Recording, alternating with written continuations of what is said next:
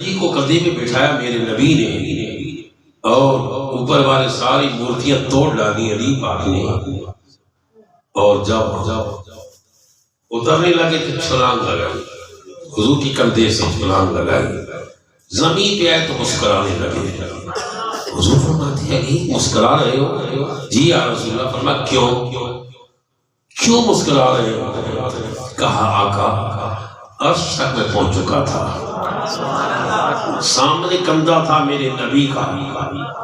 فرمایا عرض کی یا رسول اللہ عرش تک اگر چاہتا تو عرش کے پائے کو کھینچ لیتا۔ میں حیران اس لیے ہو رہا ہوں، اس حیرانگی پہ مجھے ہنسی آ رہی ہے کہ آقا میں نے اتنی بلندی سے چھلانگ لگائی، نیچے آیا کچھ بھی نہیں ہوا۔ فرمایا علی بٹھایا میں نے، اٹھایا جبرائیل نے، اٹھایا جبرائیل نے۔ یہی جبرائیل تھے نا جب بدر کی لڑائی ہو رہی تھی، بدر کی جنگ ہو رہی تھی، علی آپ کے ہاتھ میں تلوار ہے، آپ عرض کرتے ہیں یا رسول اللہ جب میری تلوار چلتی، تلوار بعد میں پہنچتی، تلوار بعد میں پہنچتی، اس کافر کا سر پہلے کٹ جاتا اور ایک آواز آتی قدمو حضور قدمو، اے حضور آگے بڑھ آگے بڑھ۔ حضور نے فرمایا علی جانتے تھو وہ آواز کس کی تھی؟ فرمایا وہ جبرائیل تھے جو اپنی سواری پر سوار تھے اور وہ سواری کو کہہ رہے تھے چل جبرائیل۔ اے علی ایک اور آواز بھی سنی سبحان اللہ یا رسول اللہ، وہ آواز تھی ایک میں سنی، وہ یہ تھی کیا؟ لا فتح الا علی، لا فتح الا علی، لا سیف الا ذوالفقار۔ سبحان اللہ۔ میں وہ رضوان جنت تھا، وہ کون تھا؟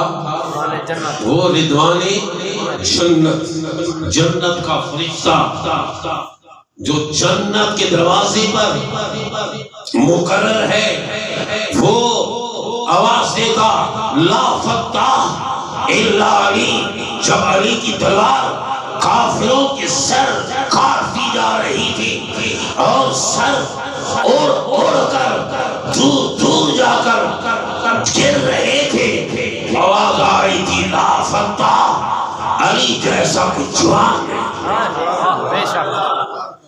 رضوان کہہ رہا ہے کوئی جوان علی جیسا، رضوان چیلنج کر رہا ہے کوئی علی جیسا بہادر ہے، کوئی علی جیسا شجاع؟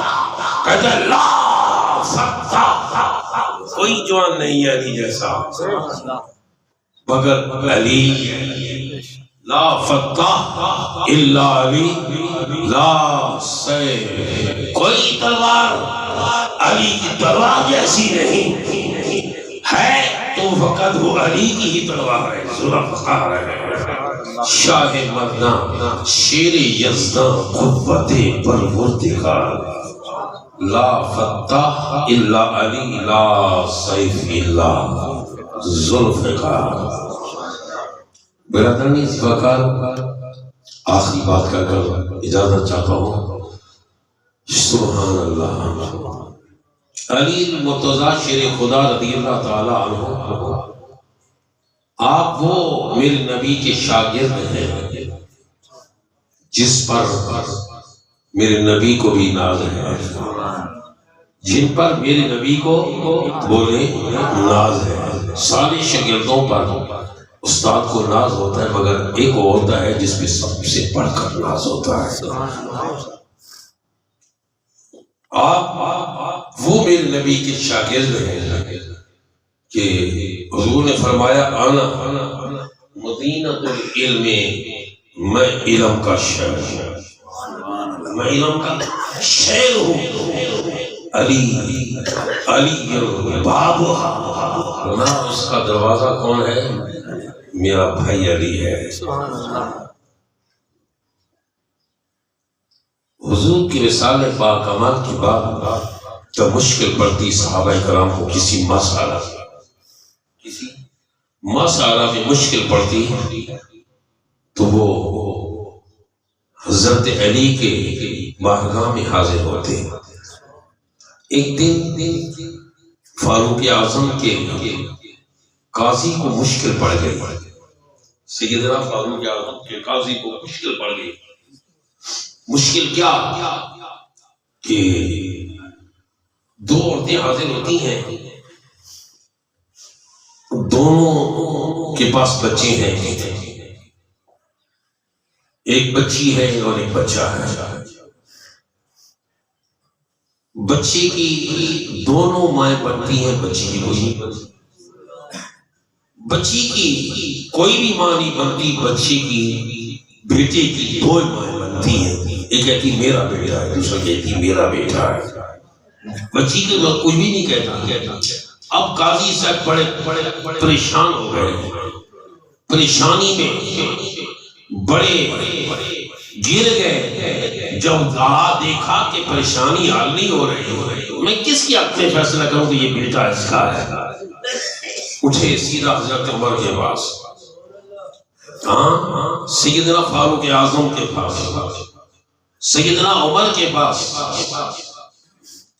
اور آ کر عرض کیا حضور بڑی مشکل میں ایک تو بندی مولوی بھی اپنی کتاب کے اندر لکھتا علی مشکل کشا ہے. اللہ کا شکر الحمدللہ تو بھی مان گیا ہے کہ علی مشکل کشا ہے. آگے ڈنڈی بھی مارتے، کہتے نہیں جو شریف مسئلے ان کی مشکل کشا ہے. میں نے کہا ذرا اپنے ابے کی جان کی کتاب پڑھ لیتا جمال اولیاء تو وہاں بھی خبر ہو جاتی کہ ایک شخص کی چوری کی ہاتھ کاٹے علی پاک نے. جمال اولیاء کے اندر ہے ہاتھ کاٹے علی پاک نے حکم دیا کاٹ اس کے ہاتھ چور ہے. اور ایک ہاتھ کٹا ہوا دوسرے ہاتھ میں لے کر جا رہا ہے. سامنے ہم نقشبندیوں کا پیر سلیمان فارسی آ رہے ہیں. کہا کیا ہوا؟ کس نے کیا؟ کہا شیر خدا نے کیا، مشکل کشا نے کیا، اگلی رب سے حاجت روا نے کیا، شوہر بطول نے کیا. چلو میرے سامنے سلمان فارسی جانتے تھے. اور پھر بات اور بڑھ جائے گی، وہ آپ کی بات میں نہیں بتاتا کہ جو سلیمان فارسی بتاتے ہیں اب وقت نہیں ہے. کہا چل علی پاک کی خدمت میں حاضر ہوئی. حضور دیکھو نا یہ کہہ رہا ہے علی مشکل کشا ہے، حاجت روا ہے، شوہر بطول ہے. حضور کرم فرمایا اچھا قریب اپنی لعابلی علی پاک نے خانوی صاحب نے کہہ رہے ہیں اپنی لعابلی کٹے ہوئی ہاتھ پر لگائی، ادھر کٹا ہوا وہ ہتھیلی تھی اوپر رکھ دی، اوپر کپڑا باندھ دی. فرمایا جب گھر میں جاؤ کھولنا. میں نے کہا صرف شریعت مسئلے آتے ہیں، مشکل کچھ نہیں ہے، ان کی بھی مشکل ہے. کیوں پریشان ہوتا ہے؟ گھر میں آیا تو جب دیکھا تو بالکل ہاتھ ہتھیلی صاف ایسی کہ معلوم ہی نہیں کٹا ہوا بھی تھا یا نہیں تھا. وہ کہتا ہے کہ شریف مسائل میں مشکل کچھ آتے ہیں. حضرت عمر نے بھی سنا تو ابھی پریشان کی اس کا کیا ہے. چلو علی کے پاس، چلو علی کے پاس.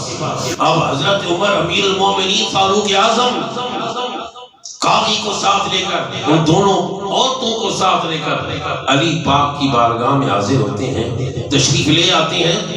علی مسئلہ ہے. پوچھا امیر المومنین کون سا مسئلہ ہے؟ کہا یہ مسئلہ ہے. یہ تو کوئی بڑا مسئلہ ہے ہی نہیں، یہ تو بڑا مسئلہ ہے ہی نہیں. کیوں؟ میرے نبی نے فرما دیا تھا مانا مدینۃ العلم وعلی بابها، میں علم کا شہر علی اس کا دروازہ ہے. آپ نے کہا ہاں ان دونوں عورتوں کو کہو پردے میں جا کر کسی برتن میں اپنا اپنا دودھ لے آئے. جب لے آئی تو جب ان کا وزن کیا گیا، ایک کا وزن زیادہ اور ایک کا وزن کم. فرما جس کا یہ وزن زیادہ ہے یہ ماں ہے بچی کی، جس کا وزن کم ہے دودھ کا وہ ماں ہے بچی کی. قاضی صاحب نے کہا مسئلہ سمجھ بھی نہیں آیا. فرمایا قاضی جی قرآن پڑھو نا، قرآن کہہ رہا ہے کیا مرد کے دو حصے ہیں اور عورت کا ایک. مرد کے دو حصے ہیں، عورت کا ایک حصہ ہے. لہذا رب نے دودھ میں بھی یہ رکھ دیا بچے کا جو دودھ ہے وہ ذرا گاڑھا ہوگا بچی کے ماں کے دودھ سے، فرمایا اس کے دو ایسے ہیں، یہ آگا یہ بچی کی ماں ہے، اس کا وزن کم ہے، یہ بچی کی ماں ہے۔ اس وقت حضرت عمر نے فرمایا سبحان اللہ، اللہ اس مشکل میں مجھے نہ ڈالنا جس کا حال علی نہ کر سکے۔ آخری بات ہے، بس کیا کروں، یہ کتاب مجھے اجازت جانے نہیں دیتی، لیکن اپنے آپ کو میں نہ کنٹرول کرتا ہوں۔ آخری بات کسی نے پوچھا علی یہ علم اتنا سمندر جو ٹھاٹھے مار رہا ہے آپ کے سینہ میں کہاں سے آیا، یہ کہاں سے آئی ہے علم، یہ سینہ آپ کا علم سے سمندر، اس سے آگے سمندر پھول رہے ہیں علم کی۔ فرمایا جب میں نے نبی کو غسل دیا، آقا کو آخری غسل دیا نا، تو یہ جگہ ہے نا، یہ جگہ پانی رک گیا، یہ جگہ پانی رک گیا۔ تو ویسے تو مسئلہ یہ ہے کہ کپاس کے ساتھ وہ صاف کر لیں پانی، وہ جوس لے، فرمایا میں نے وہاں منہ رکھ دیا، وہ قطرہ جو تھا نا، قطرہ جو میرے نبی کی آنکھوں کے ساتھ اس طرح کھڑا تھا وہ میں پی گیا، بس وہ قطرہ میرے سینے میں علم کا سمندر معجزہ ہو گیا۔ فَإِنَّ مِن جُودِكَ الدُّنْيَا وَضَرَّتَهَا وَمِنْ عُلُومِكَ عِلْمَ اللَّوْحِ وَالْقَلَمِ۔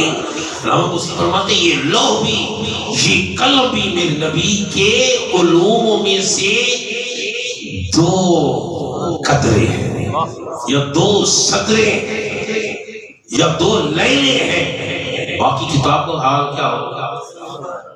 اللہ رب العزت ہم سب کو ان نفوس قدسیہ کے نقش قدم پر چلنے کی توفیق عطا فرمائے۔ وآخر دعوانا الحمدللہ رب العالمین۔ ایک دوسرے سنت ادا کرنی وہ سنت ادا کر لیں، اور جیسا کہ آپ اس مسجد کے لیے خدمت کرتے ہو، اس میں توفیق اس مسجد کی خدمت کی